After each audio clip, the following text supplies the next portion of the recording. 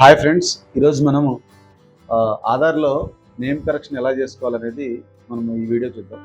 First of all, ఈ ఆధార్లో name corrections ఎలా చేసుకోవాలి, అది ఆఫ్లైనా ఆన్లైనా, నెక్స్ట్ ఈ ఓటర్ ఐడి ఆధార్ కరెక్షన్స్ చేసుకోవడానికి ఏమేమి డాక్యుమెంట్స్ కావాలి, అవి ఎక్కడ అప్లై చేసుకోవాలో, అవి ఎలా తెచ్చుకోవాలో, ఫామ్ ఎలా ఫిల్ చేసుకోవాలనేది ఈ వీడియోలో మనం చూద్దాం. ముందుగా మనకి ఆధార్లో నేమ్ కరెక్షన్స్ చేసుకోవాలంటే మెయిన్లీ కొన్ని డాక్యుమెంట్స్ ఉంటాయి. ఎస్ఎస్సి మార్క్స్ మెమో కానీ, పాస్పోర్ట్ కానీ, ఓటర్ ఐడి కార్డు కానీ, పాన్ కార్డు కానీ, ఇంకా మన ఆధార్ సెంటర్లోకి వెళ్తే లిస్ట్ ఆఫ్ డాక్యుమెంట్స్ ఉంటాయి. ఆ లిస్ట్ ఆఫ్ డాక్యుమెంట్స్లో మీరు చూసుకుని మీకు ఏదైతే డాక్యుమెంట్స్ మీరు రిలేటెడ్ ఉన్నాయో అవి చూసుకుని మీరు ఆ డాక్యుమెంట్ మీరు సపోర్ట్ డాక్యుమెంట్గా పెట్టుకుని ఆ ఒరిజినల్ డాక్యుమెంట్ ఏదైతే ఉందో అది తెచ్చుకోవాలి ఆధార్ సెంటర్కి. సో మీకు ఆధార్ సెంటర్లో ఒక అప్లికేషన్ ఫామ్ ఒకటి ఇస్తారు, లేదా మీరు ఆన్లైన్లో అయినా తీసుకోవచ్చు. ఆన్లైన్లో అప్లికేషన్ ఫామ్ తీసుకుంటే ఫర్ సపోజ్ 18 years ఎబో వాళ్ళు అయితే ఆధార్ కార్డులో అప్లికేషన్ ఫామ్ 18 years ఎబో అని ఒక అప్లికేషన్ ఫామ్. ఆ అప్లికేషన్ ఫామ్ తీసుకుని మీరు ఫర్ సపోజ్ ఆధార్లో ఏదైనా నేమ్ కరెక్షన్ ఉందనుకోండి, మీరు ఓటర్ ఐడి కార్డులో మీ నేమ్ కరెక్ట్గా ఉంది, ఆధార్లో మీ నేమ్ తప్పు ఉంది. సో అటువంటిప్పుడు మీరు ఏం చేస్తారంటే ఓటర్ ఐడి కార్డుని బేస్ చేసుకుని మనం ఆధార్లో నేమ్ కరెక్షన్ చేసుకోవచ్చు. అలాగే మీకు ఎస్ఎస్సిలో చాలామందికి నేమ్ కరెక్ట్గా ఉంటుంది, ఆధార్ కార్డులో బై మిస్టేక్ తప్పు పడుతుంది.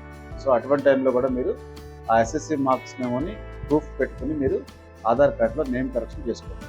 ఇవన్నీ చేసుకున్న తర్వాత ఈ డాక్యుమెంట్స్ తెచ్చుకున్న తర్వాత మీరు ఆధార్ సెంటర్కి వెళ్ళి మీకు ఒక అప్లికేషన్ ఫామ్ ఇస్తారు కదా, ఆ ఫామ్ని ఎలా ఫిల్ చేయాలి, ఆ ఫిల్ చేసిన డాక్యుమెంటు ఆధార్ సెంటర్లోకి ఎలా సబ్మిట్ చేయాలి ఏంటి అనేది ఇప్పుడు మీరు ఆధార్ సెంటర్లో మీరు ఫిల్ చేస్తాను కదా, నేను మీకు ఇప్పుడు ఆ ఆధార్ ఫామ్ ఎలా ఫిల్ చేయాలో నేర్పిస్తాను.